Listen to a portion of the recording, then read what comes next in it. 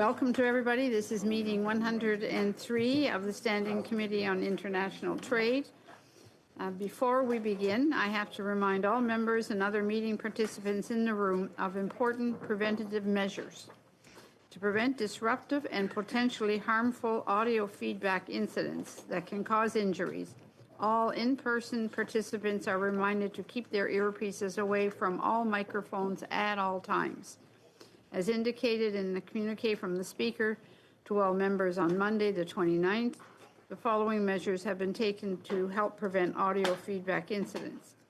All earpieces have been replaced by a model which greatly reduces the probability of audio feedback. New earpieces are black, where the former earpieces were gray. By default, all unused earpieces are unplugged at the start of a meeting. When you are not using your earpiece, please place it face down on the middle of the sticker that you see in front of you. For this purpose, that's the reason for the sticker. Please consult the cards on the table for guidelines. The room layout has been adjusted to increase distance between microphones and reduce the chance of feedback.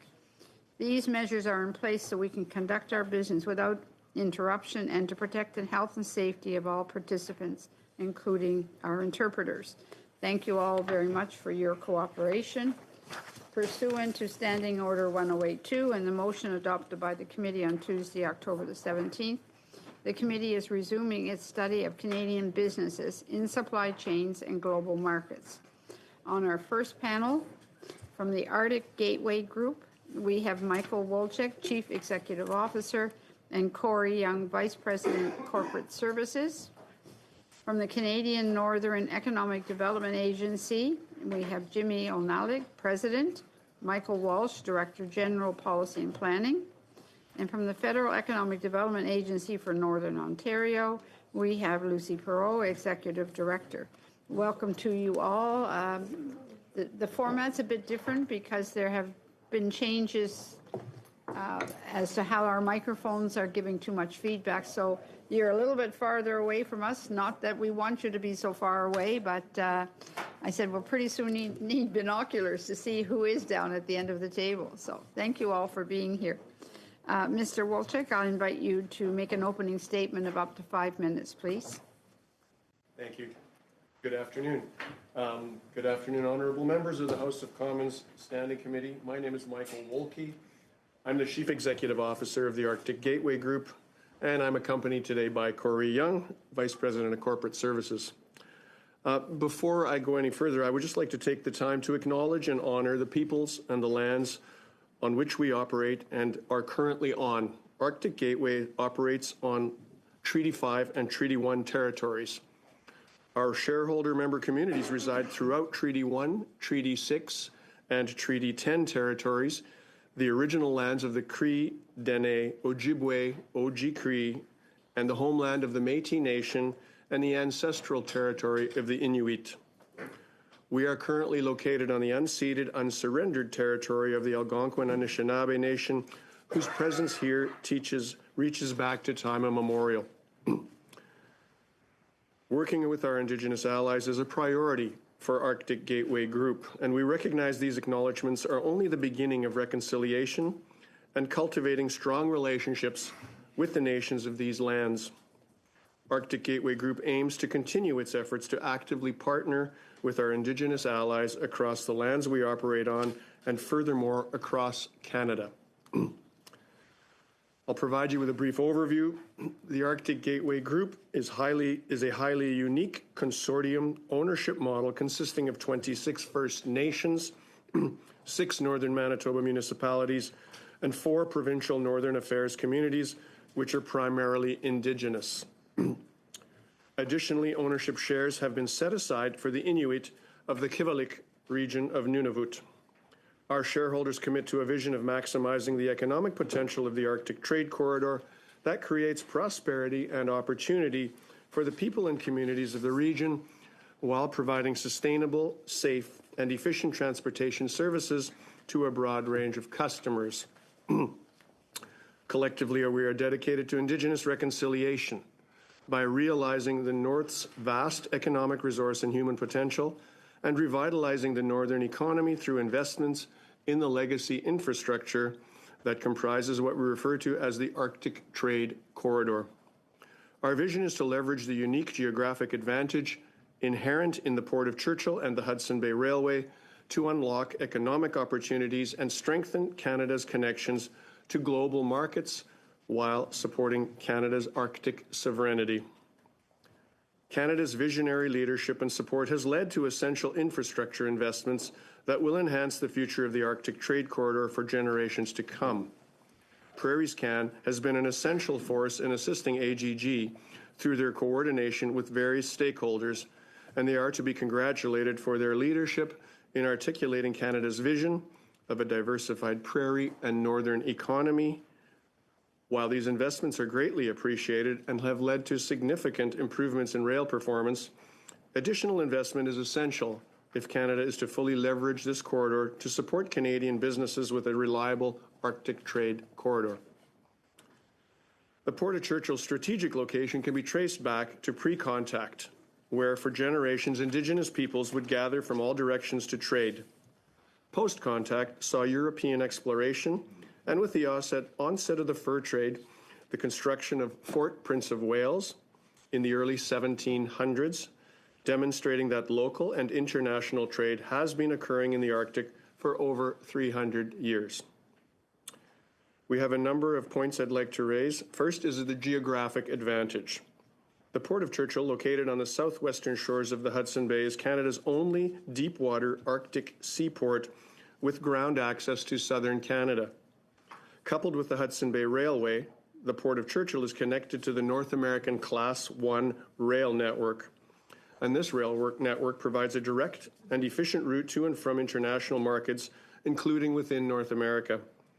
It becomes increasingly strategic as the northern terminus of the mid-continent trade corridor from Mexico to Churchill through the Arctic to and from international markets.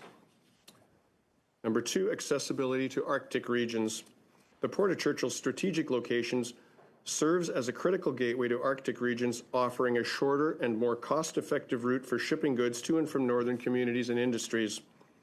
The reduced distance means greater resupply frequencies, enabling Nunavut to continue its economic growth without sailing frequency limitations from southern Canada. Air connections from Churchill are also shorter and provide for cost and emission savings when compared to locations further south. The airport's legacy infrastructure and a 9,200-foot runway create these economic opportunities. Additionally, AGG, Nukik Corporation, and the town of Churchill recently signed an MOU to mutually collaborate on this exciting nation-building project. Diversification of supply chains. Utilizing the Port of Churchill can play a significant role in diversifying and de-risking Canada's supply chain options, reducing dependence on traditional southern ports and providing a more resilient network for international trade. Sorry, sir, the time is up. If you could just do your closing quickly, please. I guess I should have read faster. All right, well, I'll go straight to our closing remarks. We believe increased infrastructure investment is necessary. We are optimistic about the future of the Port of Churchill. We believe that the port and the Hudson Bay Railway present a unique opportunity to strengthen Canada's role in global supply chains and, by extension, Canada's Arctic sovereignty. Okay. Thank you very much. On to Mr. O'Nallick, please, for up to 5 minutes. Thank you. Merci. Jimmy O'Nallick, Canor Kunne. My name is Jimmy O'Nallick. I'm the president of the Canadian Northern Economic Development Agency, or CANOR. Merci pour l'invitation. Thank you for the invitation. I've recently completed my 6-month anniversary in the federal system, and this is my first opportunity to appear before committee, and I'm incredibly honored to be here. I'll start by giving a brief introduction to the mandate of CANOR and its role in the North on this, our really important 15th anniversary as an organization. Like other regional development agencies, CANOR is responsible for promoting economic development within a distinct region of Canada. In this case, Canada's 3 beautiful territories. Through the delivery of targeted funding, CANOR is working to enhance the resiliency of the territorial supply chain and create conditions for growth and job creation. The North represents 40% of Canada's landmass and is significantly distanced from the normal supply chains that support businesses and trade in southern Canada. Northern communities and remote resource projects are serviced principally by long-haul air transportation year-round and a short ship-based sea lift season during the open water months. While the Yukon and the Northwest Territories do have a road network, it is limited and costly to haul goods long distances, especially in regards to resource sector products such as mineral ore. Economic development in the North is further challenged by a sparse and widely distributed population, significant infrastructure deficits, and high operational and energy costs. Headquartered in Iqaluit, Nunavut, Cannor's core responsibility is to support the conditions for a sustainable, diversified, and innovative economy in collaboration with Northern and Indigenous partners.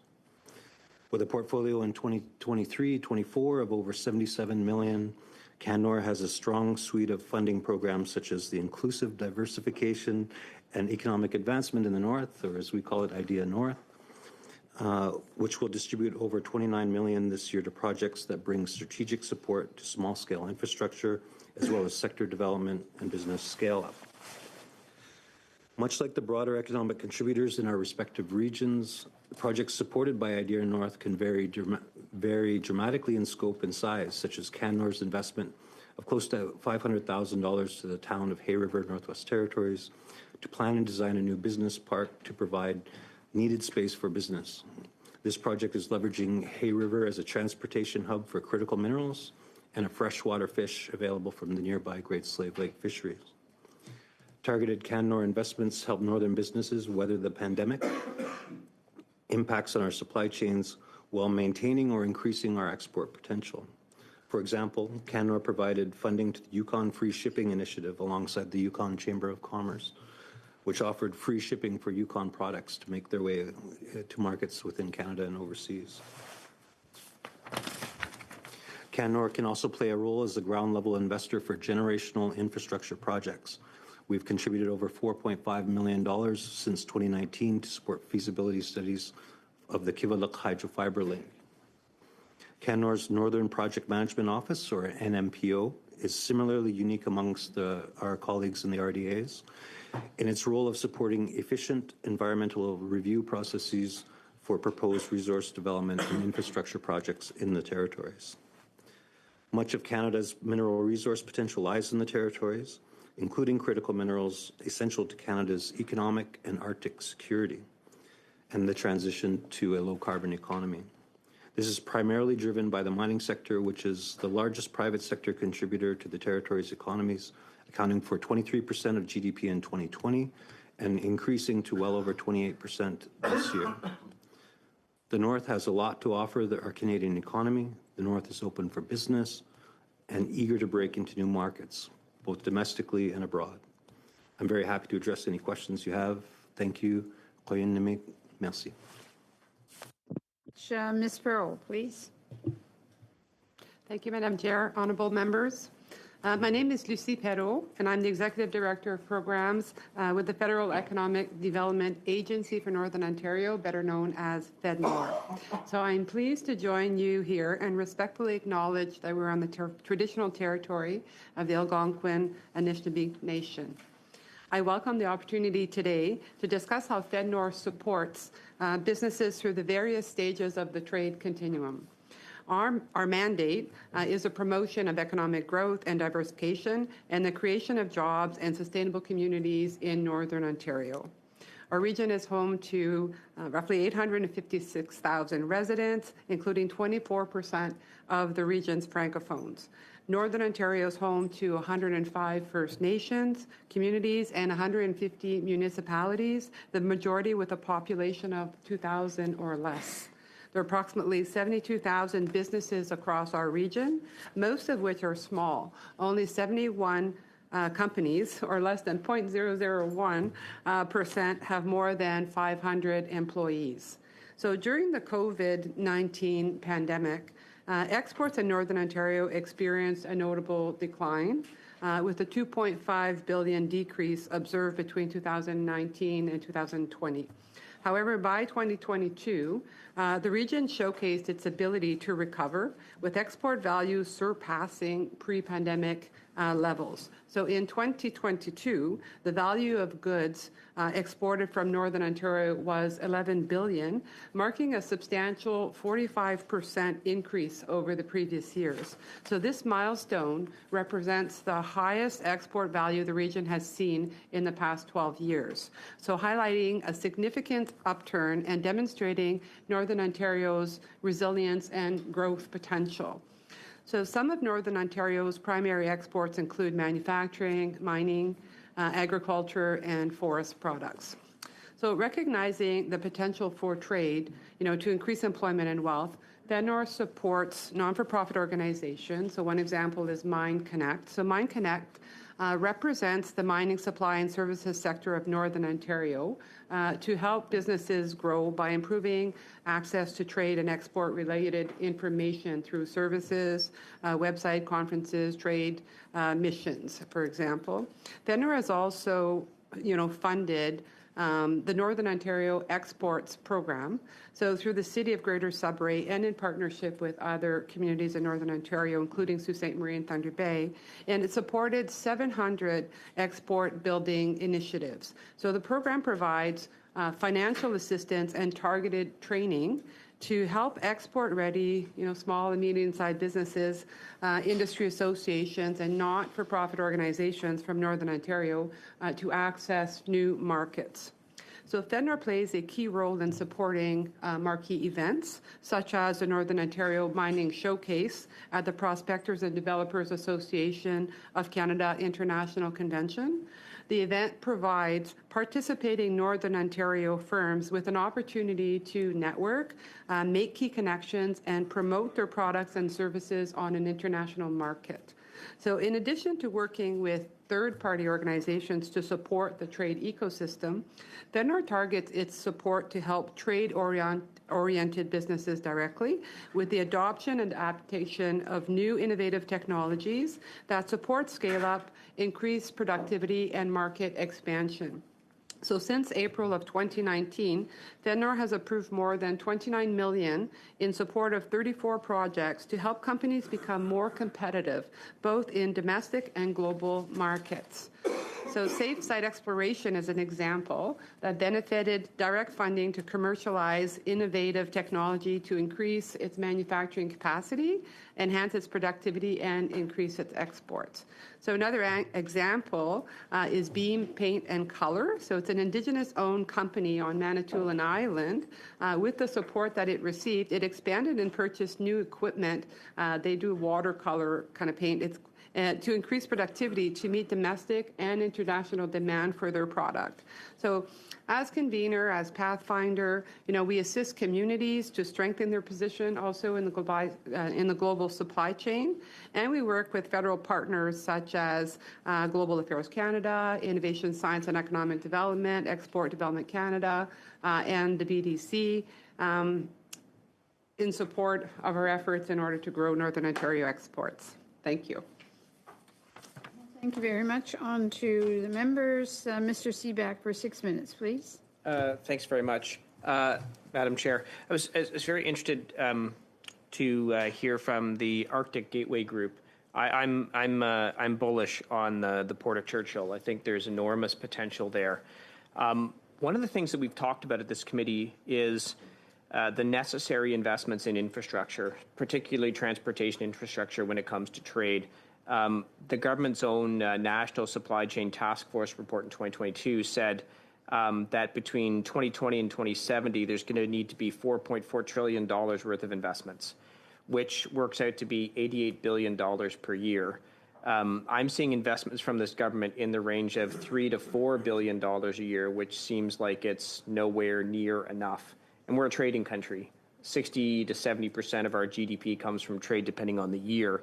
I took a quick look at the budget, and I don't see any money in the budget allocated for anything with respect to the Port of Churchill.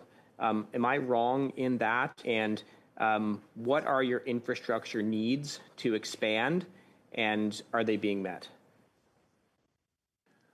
I can't speak to the entire budget, but we are not aware of any direct financial support in the budget for the Port of Churchill. Arctic Gateway has benefited from significant support through Prairies Can and through the province of Manitoba for a number of years. And we are currently requesting additional funding through Prairies Can, through government, to support us for what we call bridge financing.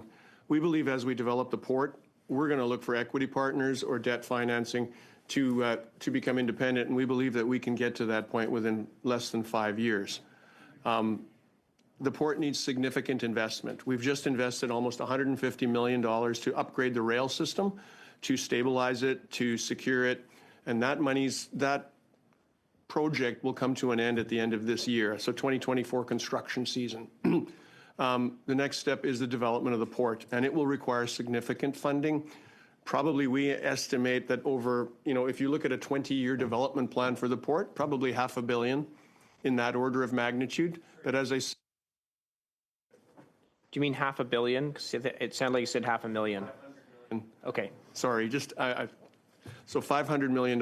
However, we're not looking for government to support us with that kind of investment. We believe we'll be able to attract equity partners.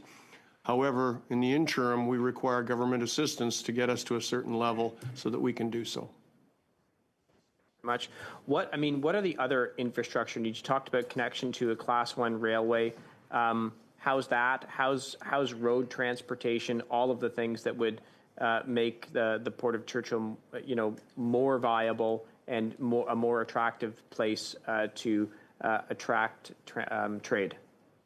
Well, Churchill is a multimodal facility, but it has no road link to southern Manitoba, okay? It's landlocked, so to speak. So it has, like I said, a 9,200-foot long runway. It can land anything, including the space shuttle. It was an alternate landing site, so it's a very well-established runway. It has a railway infrastructure through the Hudson Bay Railway that we operate, which connects directly to CN at the Pas, Manitoba. So that's how we connect directly to the Class 1 network. So you have that. We have a trade corridor that goes north-south from southern Manitoba directly to Churchill, and you can enhance it so you have air, shipping, and rail.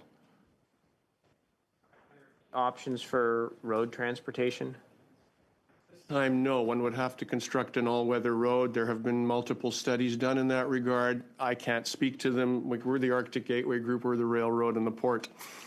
So, and I know that studies have been done in that regard, and I'm not sure of the cost. Do you have what the investment would be for rail to improve rail capacity at the port? Well, we're currently in the midst of concluding the capital work, so we'll have spent almost $150 million to stabilize the rail line over the last 3 years. We need to continue to spend approximately $25 million in capital annually, and that is consistent with Class 1 railways like CPKC or CN. When you consider that we're operating about 600 miles of track, the number that I'm quoting you, $25 million, is approximately what they would spend on a similar amount of track, and that's just normal annual capital maintenance of a rail line. But we believe that by the end of this year, we will have taken ourselves back to a good base level from which we can then do what we call the annual maintenance program. Okay. Yeah, that's all my questions. Thanks. Mr. Sheehan for 6 minutes, please. Thank you, Chair, and thank you very much to all our presenters on this very important study that we're undertaking on Canadian supply chains and trade diversification. And Lucy, very glad to see you here today, and thank you for presenting on behalf of FedNor. Lucy, recently I had the pleasure of being Parliamentary Secretary for FedNor, and one of the things that I heard loud and clear from the mayors, from the communities, Indigenous groups, private businesses, and not-for-profits, was that FedNor, they felt, was not on a level playing field with the rest of the regional economic development agencies. FedNor being created in 1987, and the reason for that was independence. So recently, the government had changed that and gave FedNor independence. So could you update this committee about what that means, how is it going, and what does it mean for those folks that were lobbying so hard, not just recently, but I think since 1987? Thank you for the question. So it has been an interesting transition for sure with the agency. We do see the benefits of the agency for sure. So thank you for lobbying for that. So it brought a louder voice for Northern Ontario, and it put Northern Ontario at a table that it was there before, but at a really small part. So in general, I think that becoming an agency has been really good for Northern Ontario. It's brought us to the ability, it gave us the ability to be able to participate in a different way. We would have liked more money, of course, but I think that the transition has gone well, and we're no longer saying that we are in transition. Actually, right now we're saying we are a full-fledged agency. Our staffing has been completed. Our capacity is in place in the most part, so we're content. One of the things that I had heard from the stakeholders was that it was before FedNor basically had to report to FedDev or somewhere else or Ottawa or whatever, but the independence meant that there was more decision makers in Northern Ontario making decisions for Northern Ontario, and I thank you for that. Now, having said that, we've been talking a lot lately about the EV battery and the supply chains that have been announced, including just recently Honda with the largest announcement in Ontario's history. Can you explain to us the critical mineral strategy, or what FedNor is doing with critical minerals and trying to unlock that potential for the EV battery supply chain? Yes, thank you. So as high-growth sectors and the push towards a green economy drive demand for critical minerals, Northern Ontario is uniquely positioned to become a global supplier of choice. So FedNor recognizes that, these large infrastructure projects, the mining developments, those pieces that are happening, are creating a really, really huge opportunity for communities in Northern Ontario. As such, FedNor has played a key role and continues to play a key role in leadership in supporting those. So by providing access, from a convener role or federal funding on its own. There are challenges, infrastructure challenges, both environmental and, electrification as well. But how we support is we support the commitments for large infrastructure projects like the Ring of Fire through building the capacity for the communities that are in the regions and in the areas. That could be through support for planning. It could be support for economic development officers to be able to work with the communities and to do that engagement. So community capacity building, economic diversification through planning. We also we co-chair with NRCan, or with NRCan, the Critical Minerals Committee, I guess, the interdepartmental committee, in support of developing the strategies to ensure that these developments go well, right, and that they're advanced as quickly as they can. We support also Ring of Fire or other, large development projects by providing innovative money, I guess, if you will, for developments for industry, for businesses to be able to develop and be able to be part of that supply chain, whether that be at the beginning or whether that be at the end of the supply chain, but offering opportunities for them to be able to develop and be part of that role. We've developed, I want to say, about 16 million, even in the last couple of years, directly towards those types of investments, ensuring that the small businesses in our region can benefit from opportunities from those types of developments. The CFDCs, Sault Ste. Marie, Sudbury, Thunder Bay, a lot of them have their own economic development corporations per se. But, when we talk about Northern Ontario, there's a lot of small towns. Could you talk about the role that the CFD, the Community Future Development Corporations, have in communities such as Elliott Lake or Wawa, Ontario? So Community Futures Development Corporation, so there's 24 of them across Northern Ontario.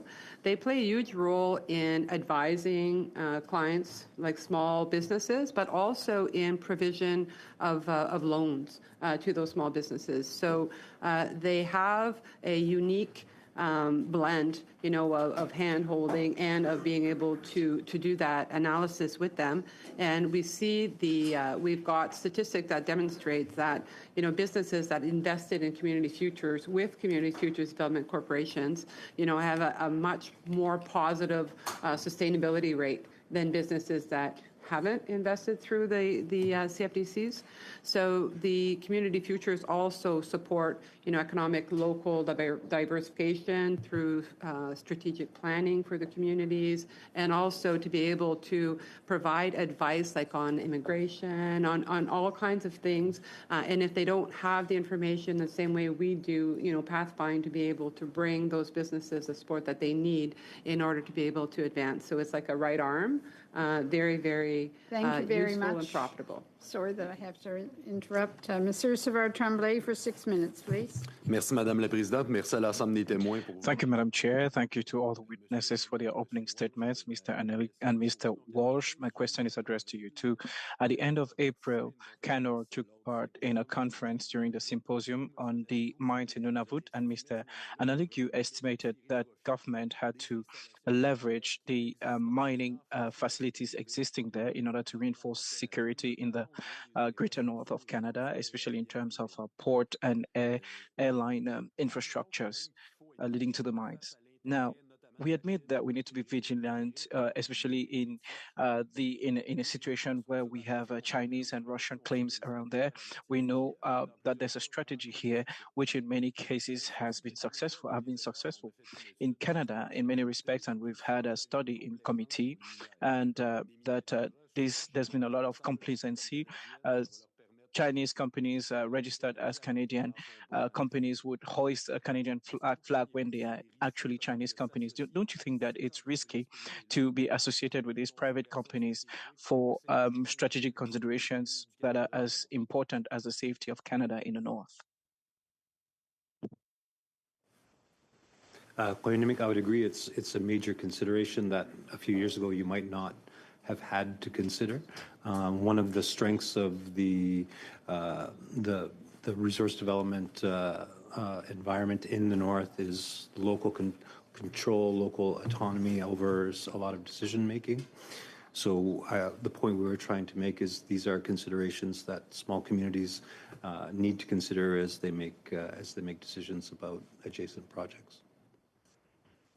Mais donc, vous, du côté de l'agence, on est... So, from the agency section, this concerns this danger. Do you think on your part that there are mechanisms, checks and balances in place in order to ensure that this risk is averted? I've been incredibly thankful, previous to my role in my current position in the federal government. You've seen a dramatically increased presence of the RCMP and CSIS and other organizations meeting with communities, meeting with individuals to raise the issue, and I think that's been a healthy dialogue there for sure. Mais avec ça, est-ce que ça suffit de conclure? But is it enough to conclude that safety is guaranteed? Is this enough in terms of control mechanisms? Isn't there anything else that could be done? I think through the broader controls in place by ICIT and others, there are some safeguards there. My real worry is the advancement of projects that may or may not have economic reality to them, and in a lot of ways raising concerns and raising expectations in communities and wasting some time. So making sure that communities are equipped to know who to talk to within the federal family to look at the projects in front of them with that lens is really important. Est-ce qu'il y a déjà eu des partenariats avec les mines Have privées? there been partnerships with private mines in that region for specific operations that have to do with government safety in the north? The mining industry plays a huge role in the north for for security. We have a recent example even a week ago of hunters lost on the land. It's mining company helicopters that are out there, mining employees who are there. I think the work that's underway right now to ensure that mining companies have a way to receive increased threat assessments from the Government of Canada and then have a place to respond to individual concerns is important. Wait a minute. Donc, j'en comprends quand même quand vous dites les minières sont là, sont un partenaire important pour la sécurité. Donc, finalement, au niveau de la sécurité, vous vous en remettez un petit peu à l'autorégulation. You're saying that the mining companies are there. In fact, you're saying that the mining company is a little bit of a regulator. It's basically an independent intervention that is done by these private companies. Am I hearing that correctly? Is that what you meant? No, we have a very structured environment. I think the Nunavut Impact Review Board, for example, within Nunavut is able to apply a broader sort of socioeconomic lens.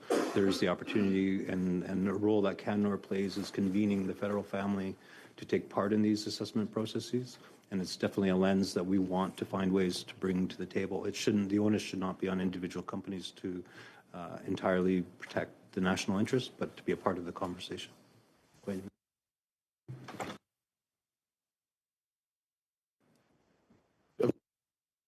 Parfait. Une des choses, vous parliez tout à l'heure, vous parliez d'un Well, you problème. mentioned one thing. You spoke about an issue that we didn't see 10 years ago, but now we have to face it. And there's another one, that's cyber attacks. Have you ever had a cyber attack? Because at a certain point, it might also impact supply chains.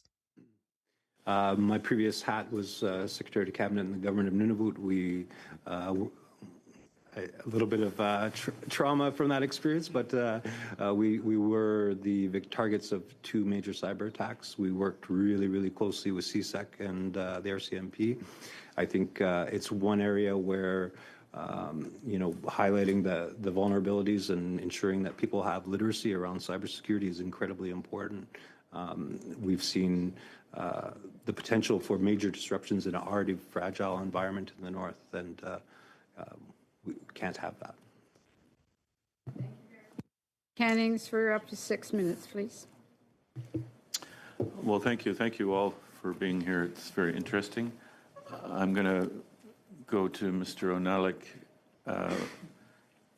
of the Northern Economic Development Agency. And, I have limited experience in the North. I've never been to Nunavut. I've had a little time in the Northwest Territories and a fair bit in the Yukon, but I have been to Inuvik in that period when the rivers are breaking up, and so you can't get across on the ferries, and you can't drive across on the ice, and so there's no food in the restaurants in Inuvik except caribou. And I've spent a summer in Old Crow, where everybody ran down to meet the plane whenever it landed to see what food might be on there. I'm just wondering what your agency is involved with in terms of projects to develop land highways. Basically, there's the Mackenzie Valley Highway Project, but we also, hear increasingly of, the ice roads becoming less and less reliable when so many communities in the north need that supply. And I'm just wondering how much priority you're putting on something like the Mackenzie Valley Highway Project that would connect the Northwest Territories from north to south or south to north, whatever.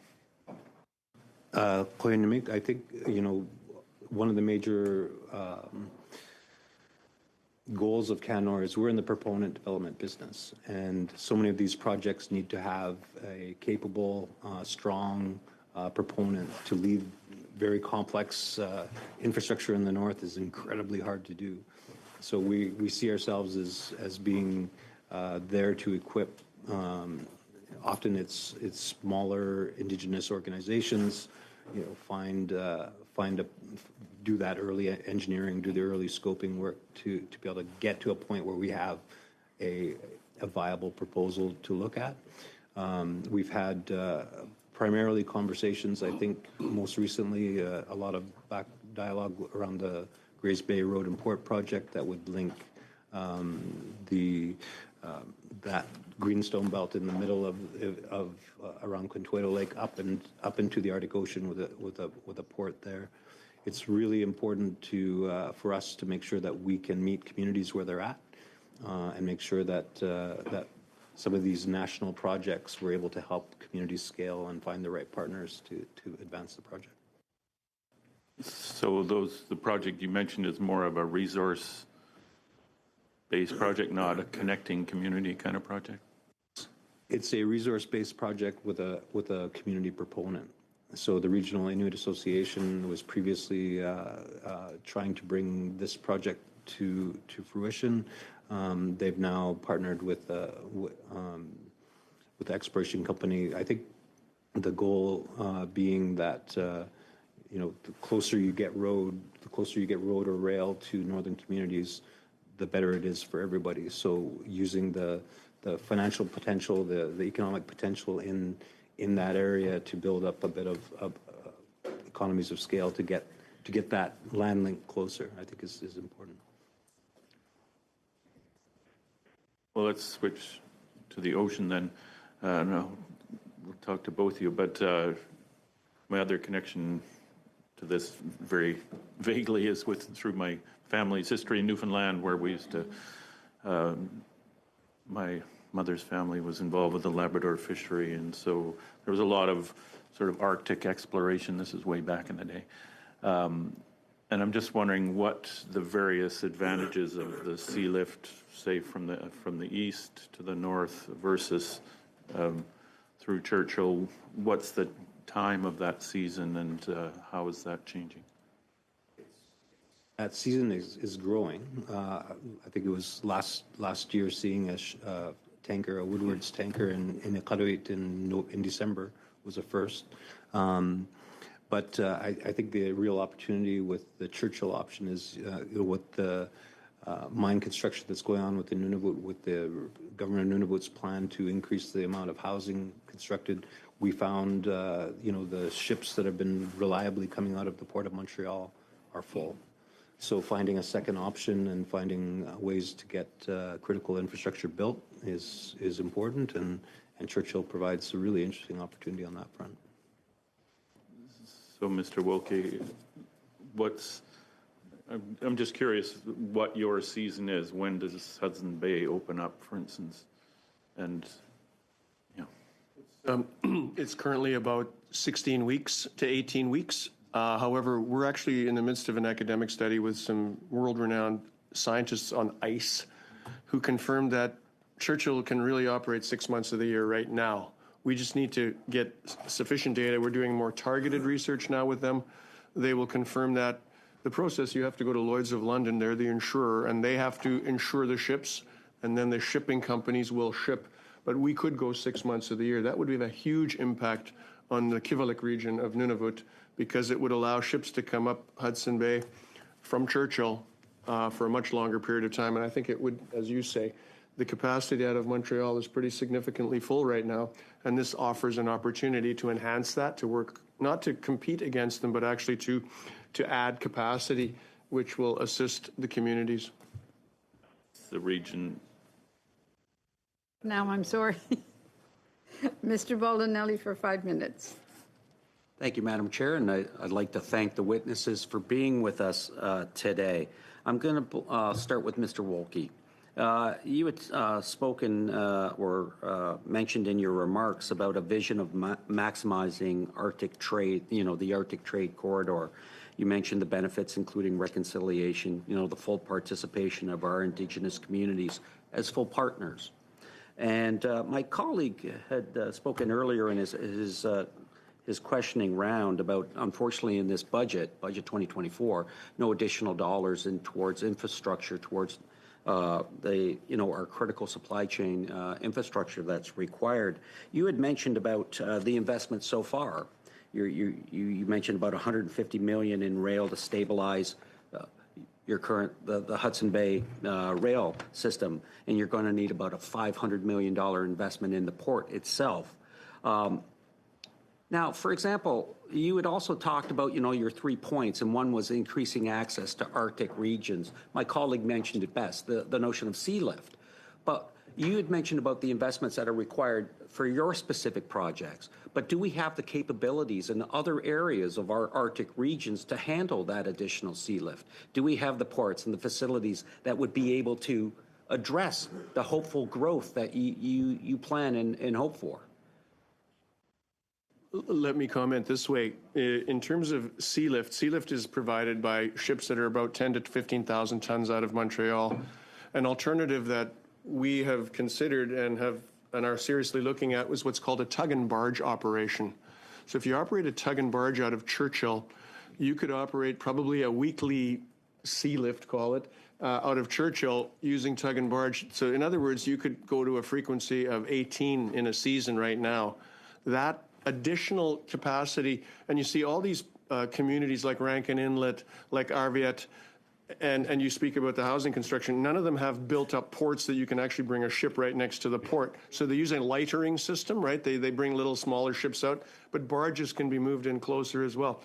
So you have a mechanism, again, that works together with Sealift, which could provide significantly greater commodities, goods. We talk about the housing challenge, the housing supply challenge. We could assist by bringing prefabricated components through Churchill to that region. Because that led into my next kind of question. It's like, what kind of sectors of the economy do you see benefiting by this? Last word? What types of sectors of our economy do you see by benefiting by this and the investments that are being made? I mean, the commodities we're looking at targeting. So one is Nunavut resupply, okay? So let's say that's one group. Another would be the agribusiness. So there's still a large sector of Saskatchewan, Manitoba, and parts of Alberta that are the furthest away from any of the current ports. So from an agricultural product capacity, Churchill is their nearest port, and it would allow them an opportunity to ship commodities to Europe, the Middle East, and even South America. Another one is critical minerals. Everybody's looking at critical minerals right now. Manitoba, like many other provinces, has a significant abundance of them. So, in fact, we're doing our first shipment of zinc concentrate from Manitoba to Churchill to Europe this summer. It's something we're pretty excited about. And Mr. Onalik, like the Canadian Northern Economic Development Agency, has your agency looked at the type of investments that would be required in infrastructure to handle increased capacity, for example, with Sealift, and what would be required? It's definitely a part of the conversation. I know we've been working with several companies who are looking to scale in modular, and the current Sealift system is not really set up to handle modular in that way. So it's really exciting, and I think the opportunity for us to leverage what's already been committed, what's already in the plan, and get things built faster, get things built clearly is probably less money and more coordination, and that's something that Canor hopes. I see here in our briefing notes, it says under the 5-year plan, the Pan-Territorial Growth Strategy, some food sectors are looking to export their products, but it indicated some regulatory problems that were hindering that ability. Can you explain what some of those regulatory burdens are? For sure. I think we've been working a lot with the territorial partners who have a lot of the responsibilities of the infrastructure to handle food inspection and to make sure that meat plants are export capable. We've been working behind the scenes to kind of support their work in that area. Thank you. Yeah. Ms. Forte for 5 minutes. Merci, Madame la Présidente. Thank you, Madam Chair. This is a topic that I'm especially interested in today. It is the North, especially northeastern Ontario, where my parents and grandparents came from. Of course, they did a great deal of business in northern Ontario, so this is of great interest to me to see how, since so many decades, Francophones have taken their place in northern Ontario, and they played a key role in the economic development of the region. We heard 24%, unless I'm mistaken, mentioned during your presentation, Ms. Perot. So perhaps I'd like to hear you speak to how the North develop its companies. More specifically, how are these companies able to succeed in the region and beyond the region? The North supports targeted support to the official languages communities that are in a minority situation in the region. We have a specific program. It's an economic development initiative that was placed by the Government of Canada. 26 million has been invested in these communities. And basically, we have our base programs. We also have key investments, more specifically, 60 million since 2015 have been invested. I'd like to cite a specific example. We have a drill coal company. This is a critical mineral company. We supported them as a Francophone company, and it is their first modular, clean technology drilling company that was put in place thanks to us. But it is a Francophone organization as well as part of our yes, FEDNOR. Well, more than 50% of our positions are bilingual so that they can support bilingual organizations. Thank you. So have these companies perhaps shared some hindrances with you or means that they would require to further develop and perhaps develop their products within your investments? Do you do that type of analysis? And are you in a position to adapt programs if, for instance, you deemed that it would be necessary to adapt these programs to go ahead with an initiative? What we've seen with Francophone companies, as well as some of the Northern Ontario companies, is that they're very small. It is difficult for them to move to the next level in Northern Ontario. In part, it's due to the region. It's a very vast region, and we face challenges with that, but it's also an issue of capacity. In the Francophone communities, in order to move forward, many of the companies there need a critical mass. So we're working on different types of models, such cooperatives, so that we can bring people together to achieve the critical mass that allows them to move forward and that they find themselves in the same site together. So it is multimodal. So this is an approach that helps. Nevertheless, it's always a matter of capacity because, again, they're small and they need, in order to grow, to come together and to work together. And to speak to another topic, last year I was privileged to visit the northeastern region of Ontario, where I had an opportunity, of course, to meet with you to understand what some of the companies are doing, not only with FEDNOR, but what they're doing with other developments. I met with one called 3H Furniture Systems in Timmins North, and it really surprised me pleasantly, by the way. It was interesting to see how they're able to service the United States and how to send their furniture to them. But they told us that sometimes there are regulatory barriers, that there are some issues that they face. And again, we were trying to begin and see how FEDNOR could come to their assistance. Do you believe that FEDNOR or others might find means to help these companies that are facing regulatory barriers? And this is a tangible example. They were speaking about what was preventing them to doing more. It's the fact that they were unable to obtain targeted assistance. So I'm trying to understand whether or not your programs could do that, or is there another means of overcome these regulatory hurdles? It's a good example of how the agents is positioned to come to their assistance when it comes to regulation. If we cannot help them financially, we are able to provide advice, but we're also able to sit at the table with them and try and reduce these barriers thanks to discussions that we can have on other levels or with other departments as well. Thank you to all our witnesses. Valuable information that we received from all of you. I will suspend for a moment while we exchange and have the other witnesses come to the table. So thank you very much.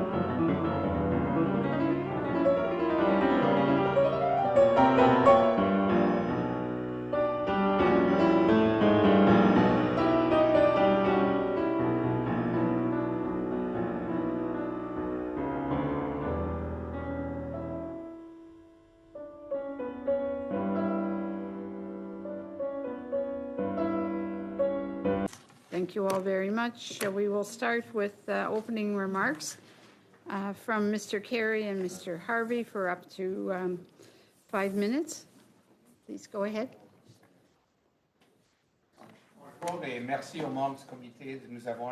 Thank you to the members of the committee for having invited us to the House of Commons Standing Committee on International Trade. CAFTA is a national organization that works to promote a fairer and more free trade commerce for the agri-food and agriculture sector. Among its members, CAFTA counts farmers, producers, as well as producers of the main sectors such as beef, pork, cereals, and oilseeds, as well as pulses and sugar. This is in our country's economic interest and in our national security interest of making an important contribution to international peace and stability. Economically speaking, agri-food is responsible for 1 in 9 jobs in Canada, and the majority are in export-based agri-food. In 2022, Canada exported nearly $92.8 billion in agriculture and food products, including raw agricultural materials, fish and seafood, and processed foods. More than half of our agricultural production is exported or processed to be exported. CAFTA members have established the following priorities for our work. 1, to open new markets for Canadian agri-food. This includes prioritizing trade liberalization discussions with growing emerging markets like Indonesia and ASEAN countries. 2, to uphold the international rules-based trading system. A delegation of CAFTA members attended the WTO's recent ministerial conference in Abu Dhabi. We witnessed firsthand the challenges the system is facing, and we support Canada's efforts through the Ottawa Group to advance key priorities at the World Trade Organization. 3, to strengthen trade diplomacy capacity and industry-government collaboration. We welcomed the opening of the Indo-Pacific Agriculture and Agri-Food Office in Manila and are co-chairing the industry working group that is assuring alignment between government and stakeholders. Speaking to our national interests and our contribution to the world we live in, Canada is the world's 5th largest agri-food exporter. We're one of the few countries in the world producing enough food for ourselves while at the same time feeding others around the world. We make an important contribution to national peace and security and to feeding the hungry, especially at a time of international instability when major grain producers are at war. We cannot forget that these economic and national interest contributions are a function of ensuring our customers see Canadian products to be competitive and reliable. These customers place great emphasis on predictability in food delivery. Supply chain challenges affect predictability, as evidenced by COVID, effective closure of the Suez Canal and Red Sea, reduced capacity at the Panama Canal, as well as major disruptions in Canada caused by natural disasters, strikes, and other protests. Key elements of Canada's supply chain affecting Canada's predictability are bulk and container shipping, rail, road, and port infrastructure. We know that you've listened to representatives of these key sectors in your previous committee hearings. There are also deficiencies in the road and bridge structure in smaller municipalities where farms are located, making the connection from farm gate to national trade corridors less efficient. Further, it is important to underline the reliable labor relations have been a challenge in recent years, and our customers are noticing. Customers abroad and exporters in Canada are the main sufferers when strikes or lockouts take place in monopoly service provider like the railroads. These are just some of the ways supply chains can affect our ability to succeed in global markets. We'd be pleased to answer any questions the committee members may have. Thank you, Madam Chair. All right. Thank you very much. And from the Canadian International Freight Forwarders Association, we have by video conference Bruce Rogers and Julie Kusevich, Director of Policy and Regulatory Affairs. Good afternoon, Madame la Présidente, Mesdames et Messieurs les membres du comité. Madam Chair, members of the committee, on behalf of CIFA, thank you for giving us the opportunity to speak to you today. Enhance and protect our national supply chains.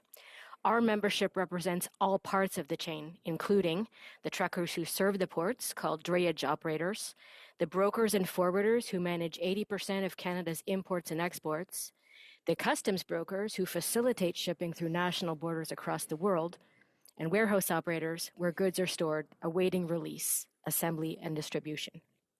We really appreciate the committee's decision to invest time in this subject. Supply chain issues are a critical factor in our national economy. In your study, CIFA suggests several topics we believe you should carefully examine. Of course, we're ready to discuss any other item that may be raised as well. Labor disruption in the ports and railways. This has been a chronic problem in our country, significantly impacting on our reputation as a reliable trading partner. Our economy took a major hit last summer due to the West Coast pork strikes. Although resolved with the longshoremen, the agreement with the foremen of these individuals has not, and we could be experiencing another disruption this month. We continue to experience ongoing challenges between the parties in Montreal and could be faced with another work stoppage at any time with only 72 hours advance notice. Additionally, both railways are also in a mediation process which could lead to strike action later this month on May 22nd. We have received notice from the railways indicating the negotiating parties remain far apart. We've also been informed that in the event of a strike, it will also disrupt the commuter train services in 3 major cities. Canada is suffering a very serious decline in investment. This is why. We have an unreliable business environment. We seem unable to create an efficient resolution system. These disruptions may close a port for just a couple of days, but the system doesn't bounce back very quickly. It takes weeks to gear up to full capacity again.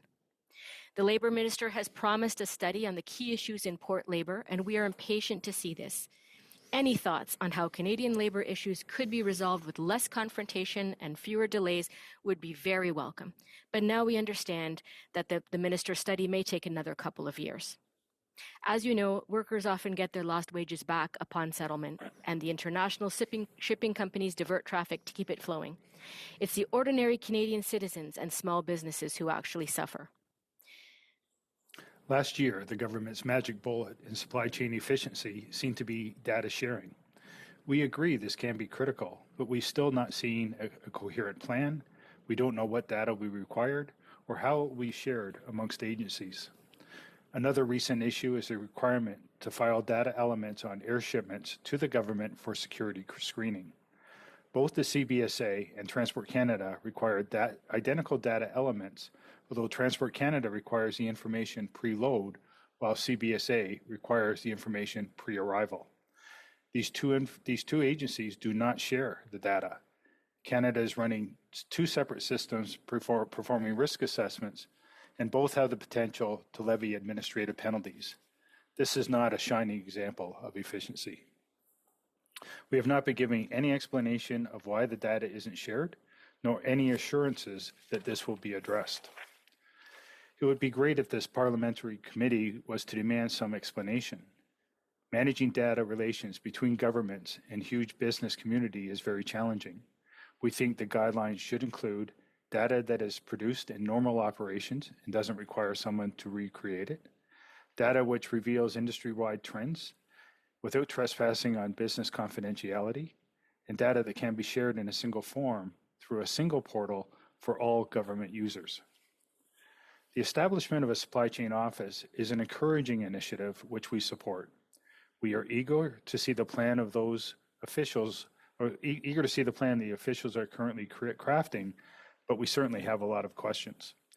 A lot of time and effort was expended after the floods and fires in British Columbia. A panel of knowledgeable people toured the country to get input and create a report. The value of a supply chain office was one item they recommended, and it has been established, but the recent federal budget did not provide any funding. As we all know, infrastructure is one of the key factors in an efficient supply chain. We have seen large funds established for transport infrastructure, but there's no national strategy to help guide investments. We suggest the committee may want to ask about the role of the new supply chain office in directing infrastructure investments, such as the National Trade Corridors Fund. One of the urgent issues we face is the need for strong contingency plans for disruptions. In this country, that means close cooperation between provincial and federal governments. We want to encourage planning now to avoid major delays and disputes when crisis emerges. We would encourage the committee to push for answers about who has the leadership, what funds would be available, and how approvals are granted. Disruptions can take many forms. CIFA supports the implementation of processes that are designed to insulate business operations from disruption wherever possible. However, CIFA members are concerned about the imminent implementation of the CBSA Assessment and Revenue Management, or CARM, digital initiative. to change how CBSA assesses and collects duties and taxes on commercial goods imported into the country. According to the World Bank, Canada is ranked number 51 for trading across borders on the 2020 Ease of Doing Business Index. We fear the implementation of CARM without added contingencies, improved communication channels, and a fallback alternative puts Canada at significant risk. In conclusion, we see the supply chains as an illustration of our national economic efficiency. In recent years, we have been underperforming, and we need to bring urgency to the resolution of problems. This committee is doing a great service by spending time assessing the Canadian model and identifying its weaknesses and opportunities. Thank you very much for the opportunity, and we're happy to address any questions. Thank you. Very much, sir. On to Pico Pallet, Lisa Vesco, Chief Officer.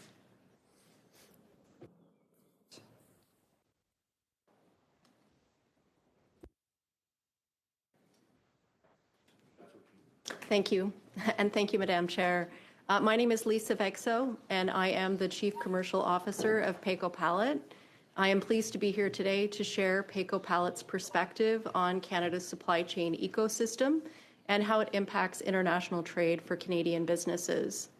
Pico Pallet is a leader in the North American pallet pooling market with a fleet of over 24 million pallets. If you aren't familiar with pallet pooling, Pico rents pallets to manufacturers who use our pallets to ship their products to retailers where consumers purchase their goods. Once they are empty, pallets are returned to Pico to be inspected, repaired, and recirculated within our network. Pico was founded in the US, and as we grew our network, American manufacturers who were using our pallets domestically began urging Pico to allow them to ship pallets to Canadian retailers. There were many challenges along the way as Pico expanded into the Canadian market due to the market's high barrier to entry, including a high capital investment. Pico has invested nearly $1 billion in our pool, and the need for support from retailers who had to agree to accept and return our pallets. By making these investments, Pico now has long-term relationships with over 700 food and consumer packaged goods manufacturers, supplying North American retailers, including club stores, grocery stores, and food service providers. Today, Pico is one of the largest pallet providers in North America. As a cross-border pallet supply company, we experience firsthand any impact on the supply chain. Simply put, everything that you eat, drink, and are wearing traveled on a pallet at some point. The pandemic demonstrated that there were gaps in supply chains across the world, including in Canada. At a time when pallet availability challenges were rampant, Pico fully maintained its operations across North America while following health protocols and avoiding work stoppages within our facilities, demonstrating our ability to navigate through supply chain disruptions. In the last 12 months, more than 2 million of our pallets have moved food and consumer packaged good products between the US and Canada. While COVID-19 did create challenges, it also created an opportunity to develop positive change. It resulted in the creation of the Supply Chain Task Force and its final report, culminating in the establishment of the National Supply Chain Office. When the initiative was announced, Pico welcomed this review of barriers that were impacting the efficiency of supply chains. The most important recommendation to ensure strong supply chains would be to maintain and regularly consult with stakeholders through the National Supply Chain Office. By receiving feedback end-to-end from the many parties involved in ensuring a product goes from production to the store aisle, the government can gain a full scope of the complexities of supply chains. And Pico would be more than willing to participate in any consultations moving forward. Our second recommendation would be to maintain consistency with requirements across North America and to help prepare stakeholders for any expected changes. Canada-US trade relations are uniquely intertwined, and uneven requirements can create additional costs for an already costly process. The ISPM 15 bilateral exemption between Canada and the US remains in place and eliminates the need to heat treat wood packaging, including pallets, which facilitates easier and more cost-efficient trade between the two countries. This is just one example of the importance of maintaining consistent policies with our largest trading partners. In conclusion, PACO supports the committee's commitment to this study and urges the government to prioritize stakeholder engagement with all levels of the supply chain. Thank you for your time. Thank you very much. On to Mr. Seaback for 6 minutes, please. Thank you very much, Madam Chair. I was interested to hear the comments with respect to the reliability of supply chain, which is something that I think we should talk a little bit about. Everyone around the table respects the right to collectively bargain and, of course, the right to strike. But disruptions do have impacts on Canada's supply chain and our reputation as a reliable partner. So I have a couple of questions. First of all, it would appear that despite having sort of similar players, I guess is the word I would use, there aren't that many as many disruptions in the United States with respect to supply chain as there are in Canada. So my question on that is, do you think there's a role for the federal government to try and make sure that relationships are moving in the right direction, because the U.S. seems to have gotten it right? And my second question is, are we losing, are our ports of entry losing business because of our unreliability in the supply chain? And so I'd ask if the freight forwarders could answer first, and then perhaps if CAFTA wants to answer after. Yes, thank you for the opportunity on that question. And could the federal government do more? I would say yes. When it comes to the rail, we found out yesterday that they broke apart. They're in mediation, conciliation, whatever stage they're at now. They're in a potential to go out on the 22nd of May. The next date they are meeting is May 13th. Why, from the 1st of May to the 13th, is it taking so long to bring the parties together? And that's putting them then, in essence, 9 days before a potential walkout. And from a rail perspective, they start gearing down their operations in anticipation of this. So it's not that the 22nd is going to occur and all of a sudden everything's going to stop. It's going to start to slow down a week before that. So could the government do more? Yeah, we need to get the parties, the right parties, to the table, discussing what the issues are and to come to a satisfactory conclusion overall. So that's our position on that particular matter.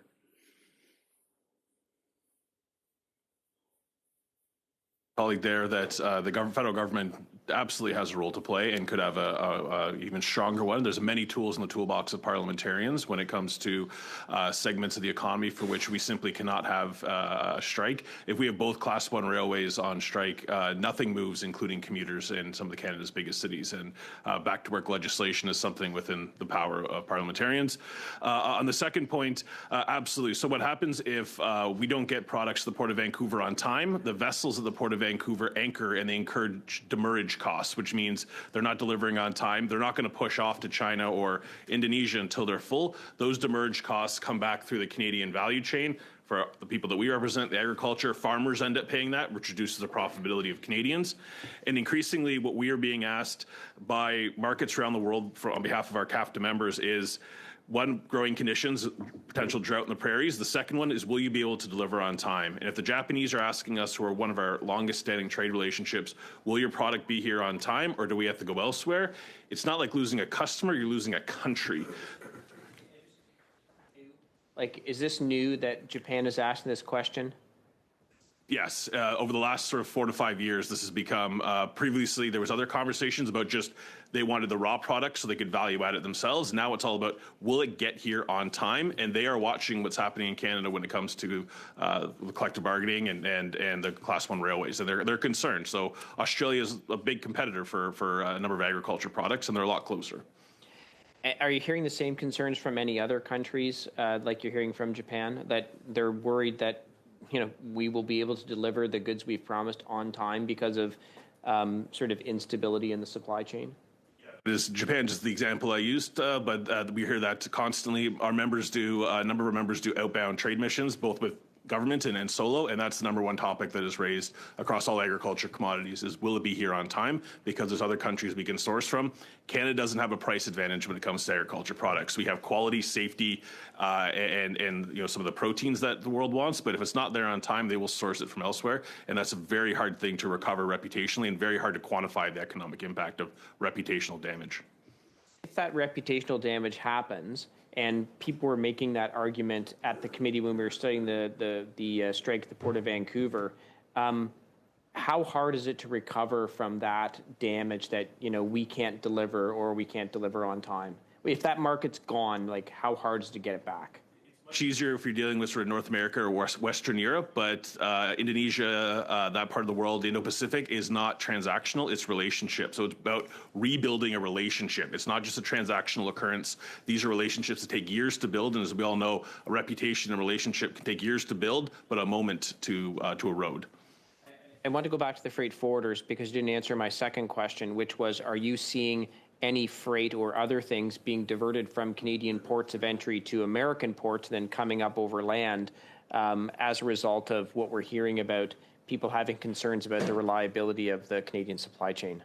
Yeah, sorry for not addressing that point earlier, but yes, we are seeing examples of that. We get our members are indicating that their clients are moving product south of the border, so they are making some of those conditions or some of those arrangements at this point in time. It occurred last year with Vancouver. It occurred with Montreal. It's occurring now. And now it's a more dire situation because now we have both ports and the railways. And the uncertainty that one or all could go out at the same time is great. So people are moving their product south of the border in order to ensure that it gets to market on time. To just quickly, grain and rain. Has that been resolved at the Port of Vancouver? I don't think so. And how much trouble can that cause? It has not yet been resolved. However, Seattle is able to do it, and they have a very similar climate, so it does have an impact. Certainly, when we have times where we cannot move the product, particularly in a rainy place like Vancouver. Vancouver, we can't load grain, and that backs up the supply chain, and that's been going on for a number of years, and the government hasn't fixed it. That's correct. Now, please, for 6 minutes.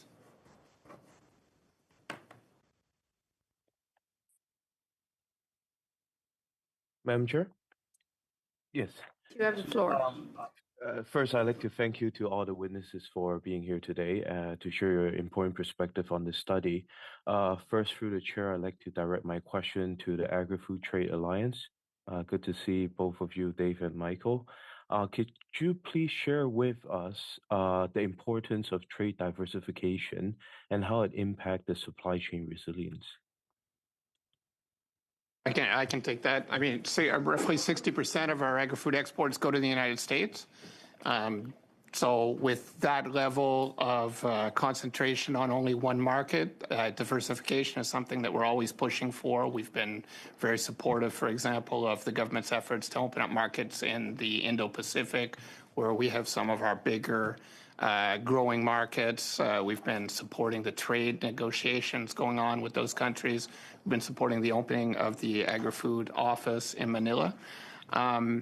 When you diversify, that means the supply chain is not always going in the same place. That's a positive thing because a blockage in one spot isn't always a blockage in other spots. But there are bottlenecks where you're affecting almost all of your markets, right? So the reality is when you diversify your markets, you need to expand your supply chain so it can support different markets going in different directions. Great, thank you. And I understand that time is also crucial for our farmers in Canada, especially in the Perry province and the weather climate that we're currently experiencing. Although it is only May now, we are already seeing some of the impact of the wildfires and other upcoming climate events due to climate change. Would you agree that building a climate resilient supply chain is fundamental for farmers as well?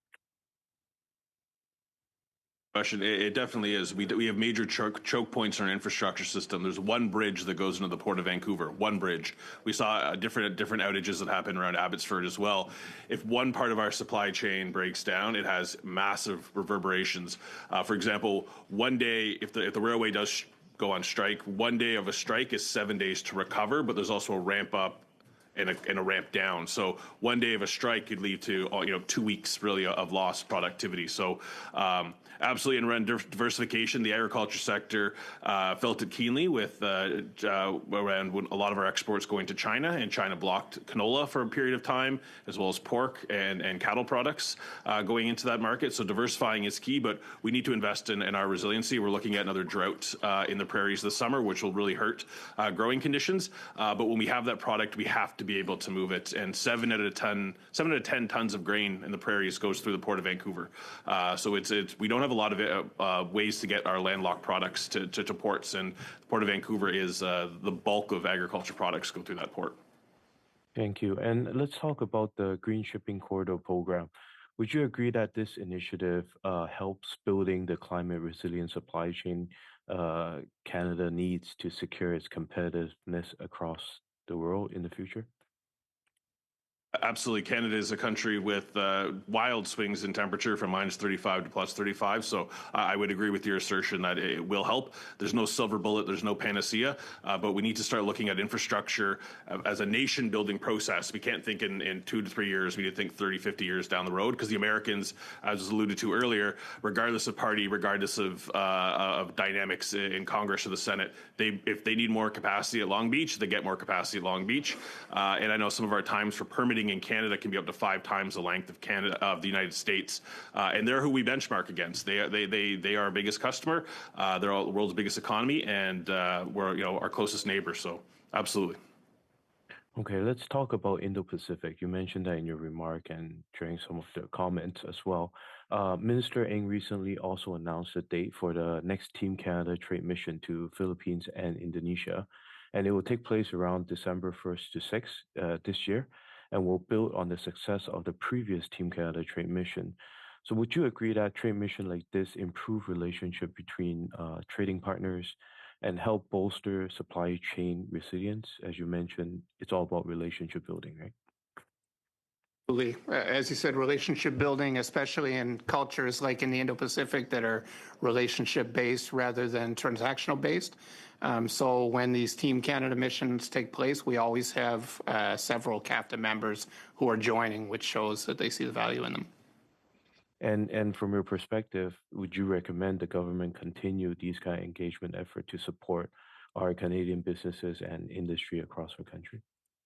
We're always in favor of opportunities to build up relationships. We also think it's important to take advantage of the infrastructure we have on the ground.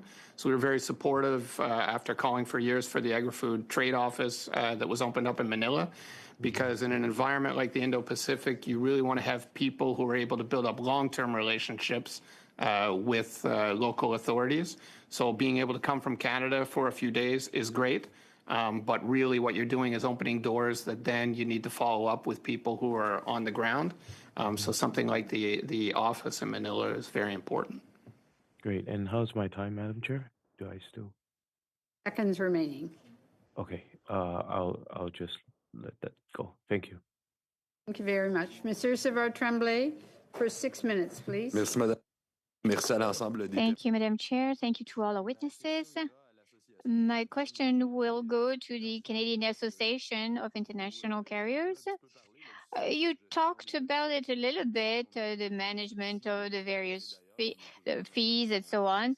We are still waiting for many information, many documents that we have requested, but haven't seen yet. Your organization belongs to the group of partner, which is also going through the testing with the border agencies for the system CARB. You have basically provided a letter that says that there is many problems with the system. There has been a lack of consultation, a lack of preparation. We have received other documents. Even the union of the border agencies said that they have not been consulted. And in your brief, we see that you are also talking about many incorrect issues in the testimonies that we saw from the border agency. Can you say more about this? But I will ask you, it was recently announced that the CARM implementation will be pushed further for all the partners. Are you happy with this decision?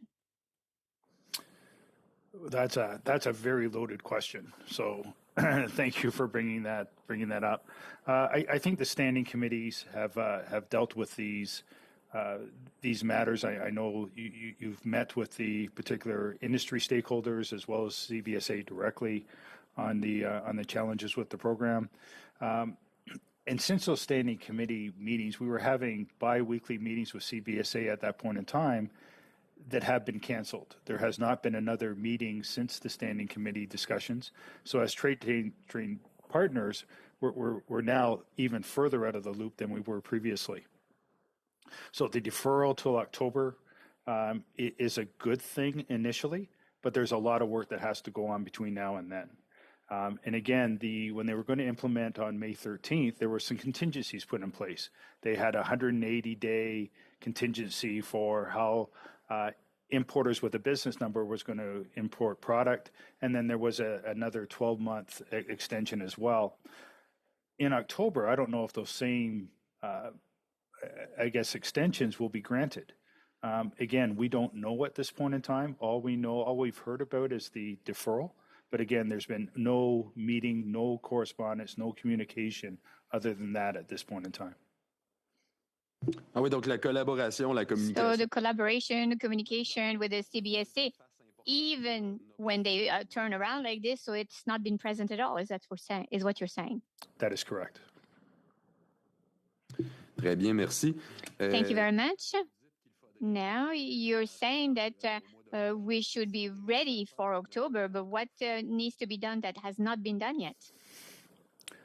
Well, I think it was identified at the last meetings that out of the trade chain partners and the people that were doing the system testing, there was only 3 that were certified out of all of the service providers.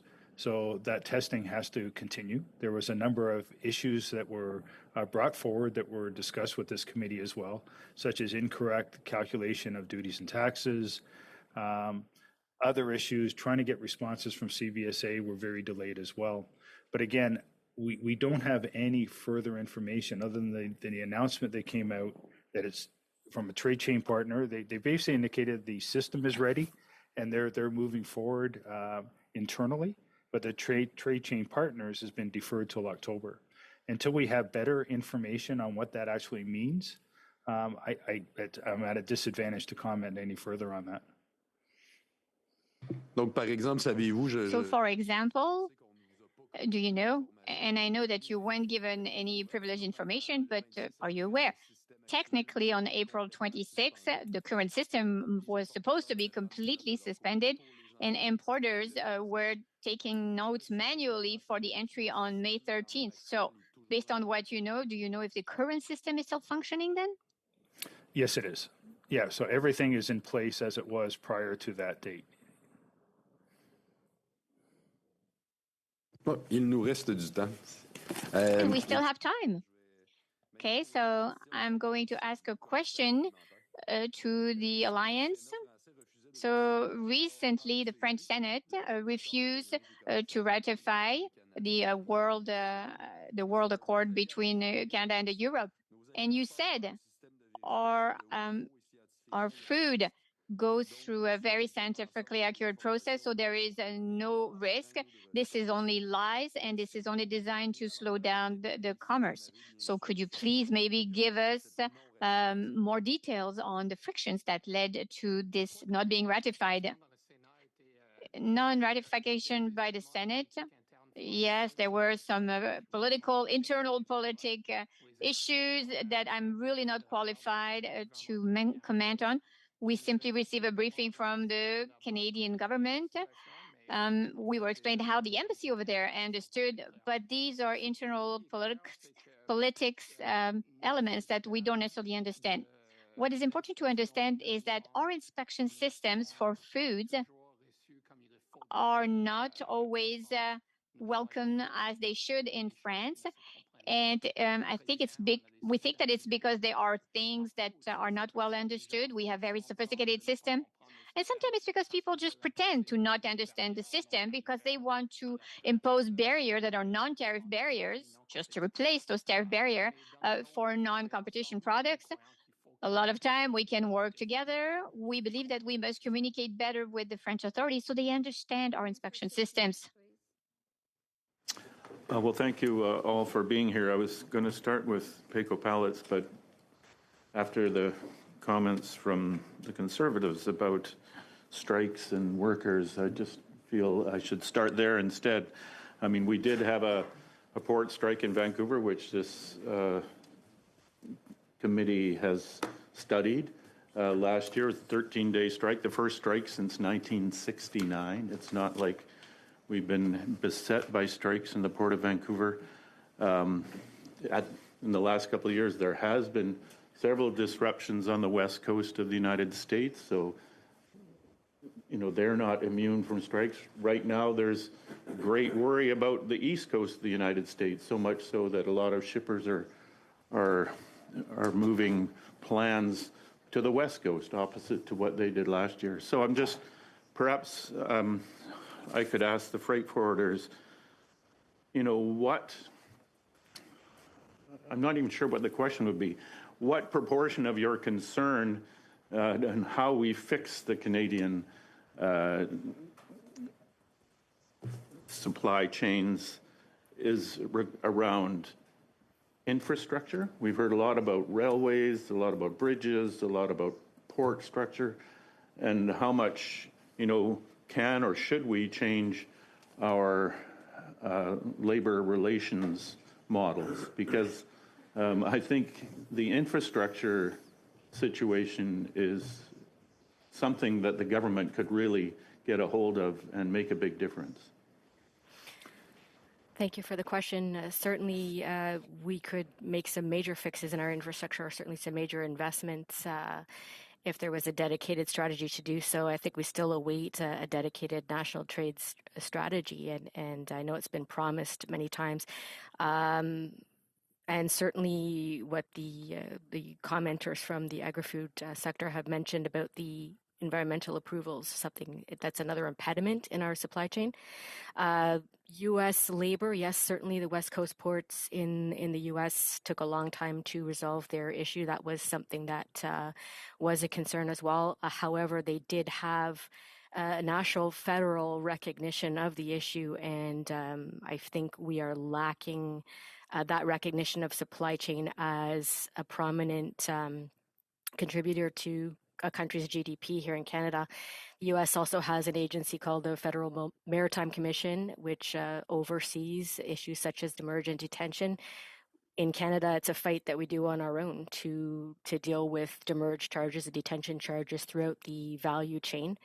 There is no sort of competition oversight aside from the Competition Bureau and throwing things at Transport Canada. So we certainly think that those are deficiencies in our system.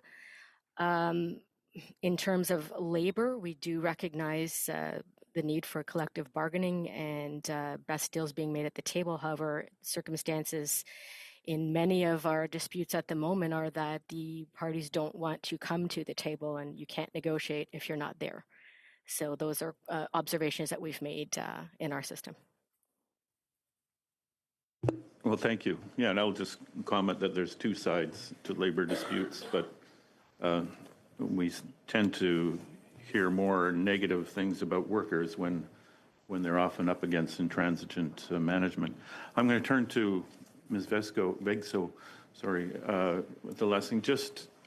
I remember meeting with Pecos Pallets in my office, and just the whole story is so amazing about this system of renting out pallets. And I'm just wondering if you could, again, maybe dive into more detail on what we could do to make that whole recycling system better in Canada. How do we make sure people send those pallets back to you? I don't know, just to give you more time to dive into that. Yeah, I think that, one of our strongest recommendations is really just taking a more collaborative approach that considers end-to-end the supply chain and all stakeholders.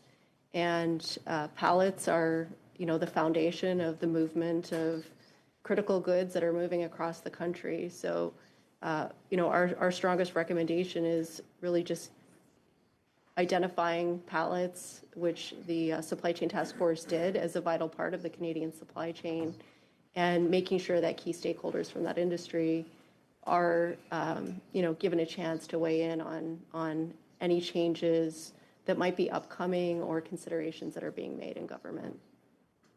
Is there anything that needs to be done about the people that, these are rented by the manufacturers and sent to the consumer outlets?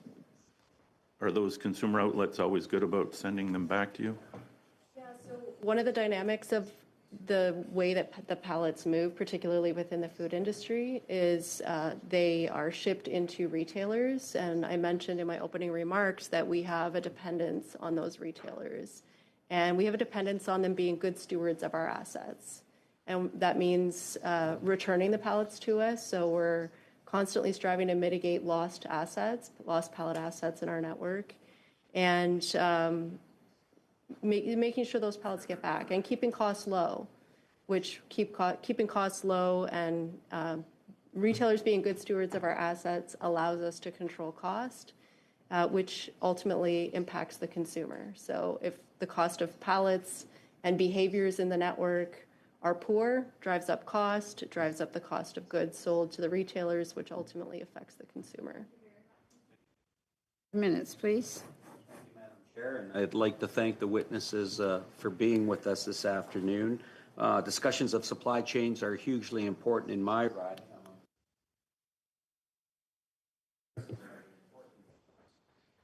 Percent of our trade with the U.S.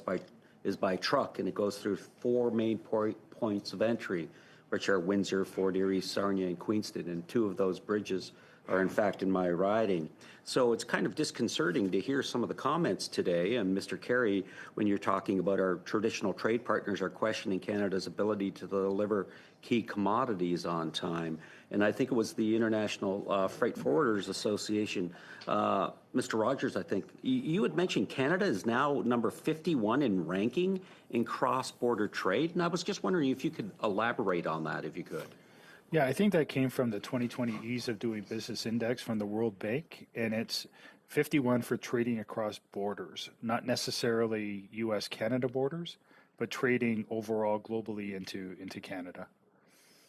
And it kind of touches on what Mr. Carey was talking about. And then add to it, I mean, the notions of the unpredictability. I mean, reliability of supply chains is critically important. We've got notions of possible strike actions with our rail. We just had port strikes. And, it could be a perfect storm. I mean, CBSA, this may also could be on strike. And what is disappointing on the CBSA aspect is it seems that CBSA is always negotiating the last contract. And so when they finally resolve this one, it'll be 2025 when it ends, and they'll be negotiating a new contract. So again, what we're having is no certainty in place with regards to our border crossings. And I think the freight forwarders, you had talked about your disappointment on learning that the study on ways to ensure strikes are limited had been put on pause. But do you have, for example, any ideas or recommendations to the government yourself that you would like to submit with regards to its look or examination in this area? In terms of what the government should look at, I think some things are systematic for sure with regard to the role that sort of the longshoremen or foremen. By the way, I use those terms because some of those terms have yet to be changed in the verbiage, but I know that's in progress. Certainly there's concerns over automation, and you could probably find just as many studies pro as con. I know that was definitely the case with the LA Long Beach situation that held the negotiations back for some time.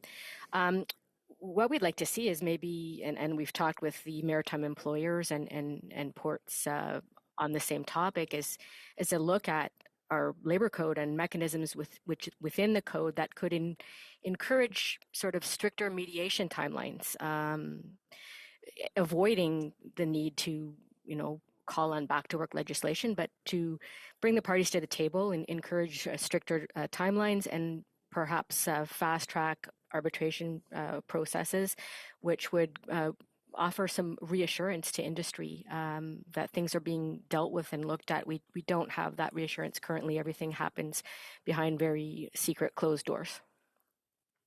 Madam Chair, how much time do I have? 20 seconds. Quickly, I'd like to ask Pico Pallet.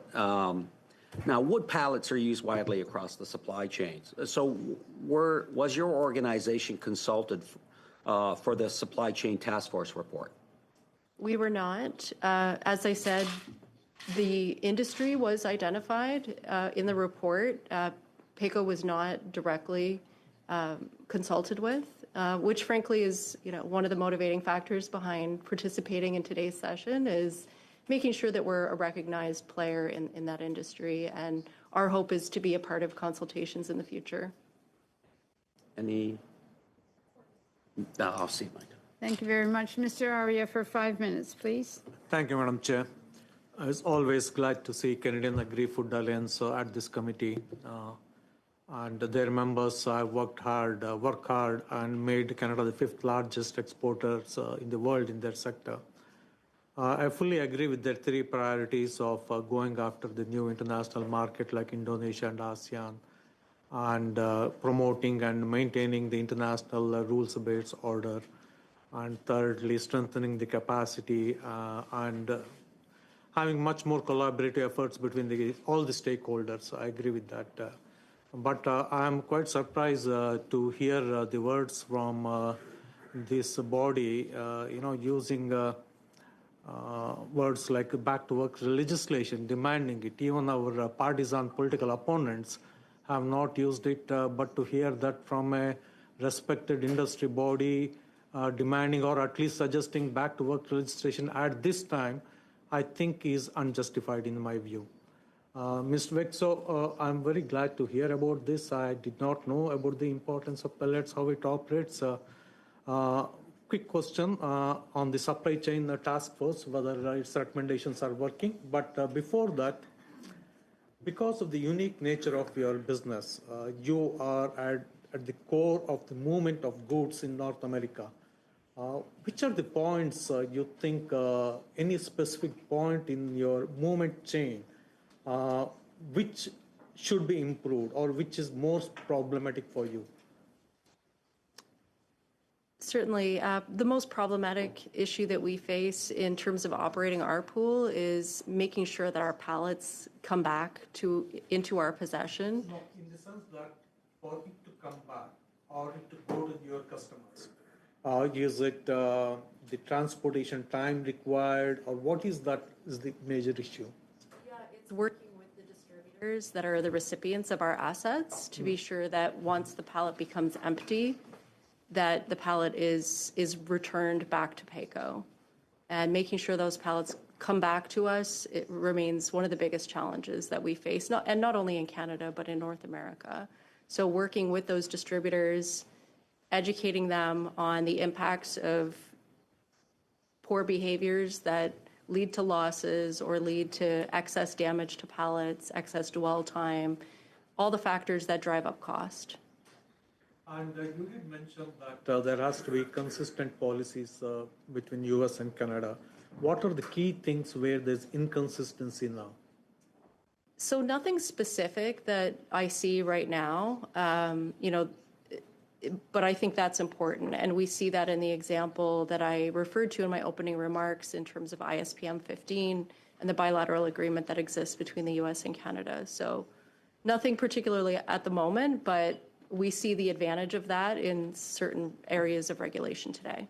As the formation of the supply chain task force, is it working? Is it yielding results? Are you seeing any improvements? Nothing to speak of yet, but I think it's very early on. We have had some consultations, but it's very early on in the official formation of the National Supply Chain Office and the work that they're doing. And coming back to CAFTA, one specific question. You talked about the problems with the customers in Japan and other places. Yesterday I was talking to the ambassador from Singapore on the shipping routes around the South China Sea, etc.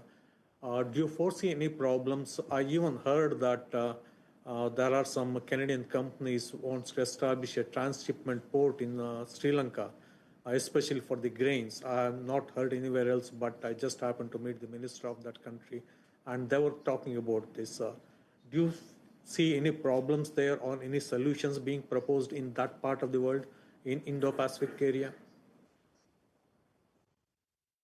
I'm sorry, I don't know anything that, I'm afraid. Oh, okay. So this must be something totally new, because the Minister of Investment from Sri Lanka was here. In the meeting, he was talking about some Canadian companies talking about establishing a transshipment port in Colombo. Anyway, that's okay. Now, coming to Indo-Pacific thing, obviously we want to help open up markets for your members, whether in Ecuador or Indonesia or ASEAN. I was with a group of ambassadors recently, mainly from ASEAN countries. They were talking about the need for Canadian government and Canadian companies to be aware of the cultural sensitiveness in that particular region. ASEAN is not a unique homogeneous body. Obviously, each single country has got its own systems, its culture, its heritage. So where do you see that is going? Do you see any problems in having a sort of a trade agreement with them? I think what I'd say is that the trade agreement might not have the same level of ambition that you have with more developed markets like the United States or like Europe. So maybe some of those countries have capacity issues that can make it difficult to have a trade agreement of the same style that one has with a Europe.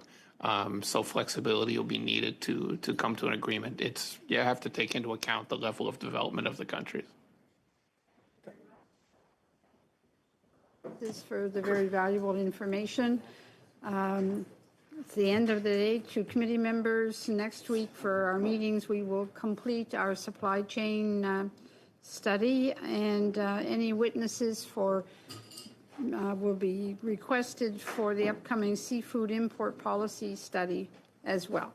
And we'll have 15 minutes of committee business at our upcoming meeting, May 7th. All right? Move adjournment.